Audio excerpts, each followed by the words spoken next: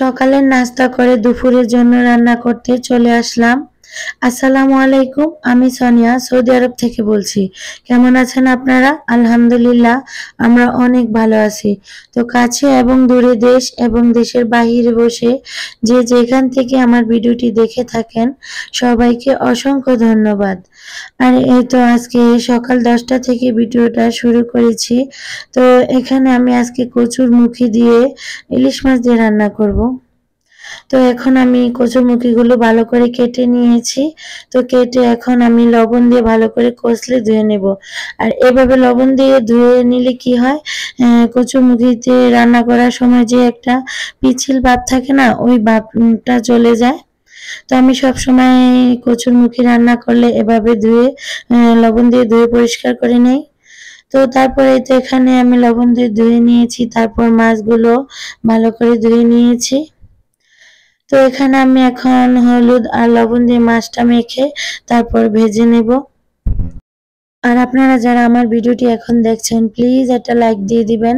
আপনাদের একটা লাইক আমার ভিডিওটি অনেকের কাছে পৌঁছে দিতে সাহায্য করবে।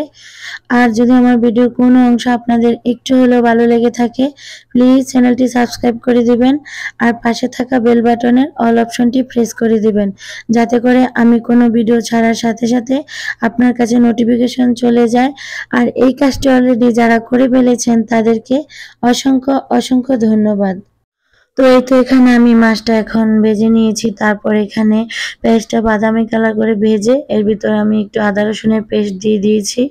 তো আদা রসুনটা ভালো করে কিছুক্ষণ কষিয়ে এর ভিতর আমি একটু হলুদের গুঁড়া, মরিচের গুঁড়া আর সামান্য জিরে গুঁড়া দিয়ে মশলাটাকে ভালোভাবে কষিয়ে নিয়েছি। তারপর এই তো এর ভিতরে আমি কচুরমুখীগুলা দিয়ে দিব আর এগুলা দিয়ে কিছুক্ষণ ভালো করে নেড়ে ছেড়ে কষিয়ে নেব। তারপর এর ভিতর আমি পানি দিয়ে দেব। পানি দিয়ে তারপর আমি তরকারিটা পুরো রান্না করে নেব।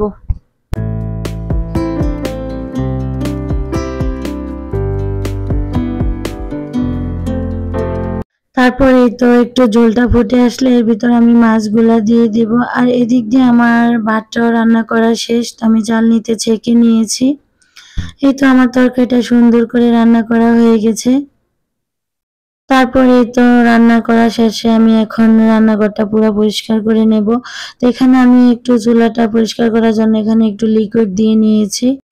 তো এখন আমি চুলাটাকে ভালো করে মেজে পরিষ্কার করে নেব। আর আমি প্রতিদিনই এরকম করি, রান্না করার শেষেই রান্নাঘরটা একবারে ভালো করে ক্লিন করে ফেলি। যেহেতু ছোট বাবু আছে আর ওকে সময় দিতে গেলে এদিক দিয়ে আবার কাজ পড়ে থাকবে, এই জন্য সাথে সাথে এই কাজগুলো আমি করে ফেলি। তো এই তো আমার পুরো চুলাটা ক্লিন করা শেষ। তো এখন আমি পুরো রান্নাঘরটা মুছে তারপর বাবুকে একটু খাওয়াতে যাব।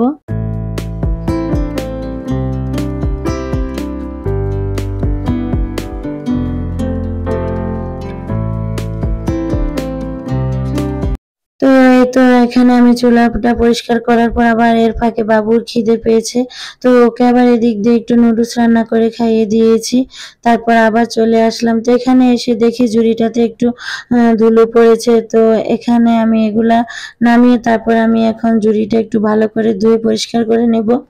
তো আমি জানি না আমার ভিডিওটি আপনাদের ভালো লাগে কিনা। তো এখানে যেহেতু আমি অল্প কয়েকদিনের জন্য এসেছি বা এখানে অত কিছু আমার নেই, তো যা আছে তাই আপনাদেরকে প্রতিদিন দেখাই বা কাজ করি। আর যেহেতু এটা আমাদের লাইফস্টাইল ব্লগ, এখানে রান্নাবান্না, ঘর গোছানো, তারপর হচ্ছে ঘোরাফেরা, তো এসবই দেখানো হয়। তো যেহেতু আমার অতটা আসবাবপত্র এখানে নেই যে দেখাবো গুছিয়ে গুছিয়ে, তো দিনের অর্ধেকটা সময় রান্নাঘরেই কাটে। তো ওই রান্নাঘরের সময়টুকুই আপনাদের সাথে শেয়ার করি। তো এতে যদি আপনাদের ভালো লাগে তো আপনারা প্লিজ আমার ভিডিওটি দেখবেন। আর এই তো এখানে আমি ঝুড়িটা ধুয়ে নিয়েছি। ধুয়ে এখন এর ভিতর আমি কাপগুলা ট্রেগুলা রেখে দেবো। আর যেহেতু এগুলা প্রতিদিন রান্না করার সময় ট্রে, চপিং বোর্ড, তো এগুলো আমার দরকার হয়। তো এই জন্য এগুলো হাতের কাছেই রাখি। আর চায়ের কাপগুলো সবসময় দরকার হয়, এই জন্য এগুলো এখানেই রেখেছি। আর এখানে 2 মেয়ের জন্য 2টা মামপট এনেছি। আর এখানে দুটোটাই একই কালার নিয়ে এসেছি, যেন কেউ কারোটা নিয়ে কান্নাকাটি না করে। তো এই তো আমি পুরো রান্নাঘরটাকে এখন ভালো করে মুছে পরিষ্কার করে নিয়েছি।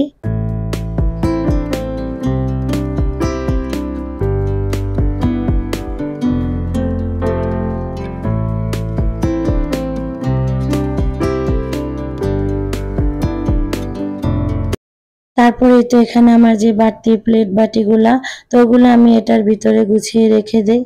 আর দেখেন কি বা আপনাদেরকে দেখাবো, এখানে আমার একদম অল্প কয়েকটা প্লেট বাটি। তো যেহেতু আমি এখানে বেশি দিন থাকবো না আর এখানে অত বেশি কেনাকাটাও করিনি। তারপরে তো এদিক দিয়ে মেয়ে বলছে ওর নাকি একটু খিদে পেয়েছে। তো ও তো এখন ভাত খাবে না, তো এই জন্য ওকে আমি এখন একটু তরমুজ কেটে দিচ্ছি। তো যেহেতু ও একাও খাবে না, তো এখন আমরা মা মেয়ে দুজনেই খাবো। তো এখন ওর বাবা আবার মার্কেট থেকে অনেকগুলা শসা নিয়ে এসেছিল, তো ওগুলো নষ্ট হয়ে যাবে। আর আমার মেয়েও একটু লবণ মরিচ দিয়ে শসা খেতে খুব পছন্দ করে। তো এখানে আমি ৩টা শসা নিয়ে ভালো করে ধুয়ে নিয়েছি। তো এখন শসাগুলো কেটে লবণ মরিচ দিয়ে মেখে নেব, তো মা মেয়ে মিলে তারপর খাবো। আর এভাবে লবণ মরিচ দিয়ে দুপুরবেলা কিন্তু শসা খেতে খুবই ভালো লাগে। দুপুরবেলা বলতে এখন সময় হচ্ছে ১টা বাজে এখন। তো এখন তো আর কেউ ভাত খাবে না, আর আমরা তো কখনই দুপুরবেলা এখানে আসার পর ভাত খাওয়া হয় না। কারণ ওর বাবা সন্ধ্যাবেলা ডিউটি থেকে আসে, তো ওর বাবা আসার পর আমাদের ভাত খাওয়া হয়। আর একা একা খেতেও ভালো লাগে না, এই জন্য আর খাওয়া হয় না। তো এখানে এই তো আমি শসাগুলো কেটে নিয়েছি, তারপর এখানে লবণ মরিচ দিয়ে মেখে নিয়েছি। আর এইভাবে দুপুরবেলা শসাটা খেতে কিন্তু খারাপ লাগে না, খুবই ভালো লাগে। তো এই তো এখানে আমি একটু তরমুজ নিয়ে নিয়েছি, তারপর হচ্ছে শসা। আর ঘরে অনেকগুলো আঙ্গুর ছিল, তো এগুলা নষ্ট হয়ে যাচ্ছে। তো যদি এগুলা সামনে না দিই এগুলা খাওয়া হবে না। আর যতক্ষণে এগুলা সামনে এনে দিই ততক্ষণে যদি একটু খায়, আর না হলে কি হয় এগুলা নষ্ট করে ফেলে দিতে হয়। তো এই তো এখানে মা মেয়ে মিলে টিভি দেখতেছিলাম আর নাস্তাটা খেয়ে নিচ্ছি। আর এই যে এখানে সন্ধ্যার জন্য লুচি আর আলুর দম বানিয়েছিলাম। তো সন্ধ্যা আর খাওয়া হয়নি, কারণ ওর বাবা ডিউটি থেকে কালকে অনেক লেট করে এসেছিল। আর একা একা এসব খাবার খেতেও তো ভালো লাগে না, সবাই মিলে খেতে যে একটা আনন্দ।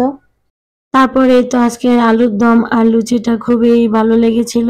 তো এখন সময় হচ্ছে 11টা, দেখেন সন্ধ্যার নাস্তা আমরা খাচ্ছি 11টায়। তো এখানে আসার পর একটা টাইম আছে না, যে দুপুরের খাবার, তারপর সন্ধ্যার নাস্তা, সকালের নাস্তা, তো ওই টাইমগুলো এখানে আসার পর কোনো বুঝিই না। যেহেতু ওরা কাজেই ব্যস্ত থাকে, তো আমরা সারাদিন একা একা থাকি আর খেতেও ভালো লাগে না। তো আমি জানি না আমার ভিডিওটি আপনাদের ভালো লাগবে কিনা। আর যদি একটু হলেও ভালো লেগে থাকে প্লিজ একটা লাইক দিয়ে দিবেন, আর লাইক দিয়ে আমার ভিডিওটা দেখবেন। তো ভালো থাকবেন, সুস্থ থাকবেন, আল্লাহ হাফেজ, আসসালামু আলাইকুম।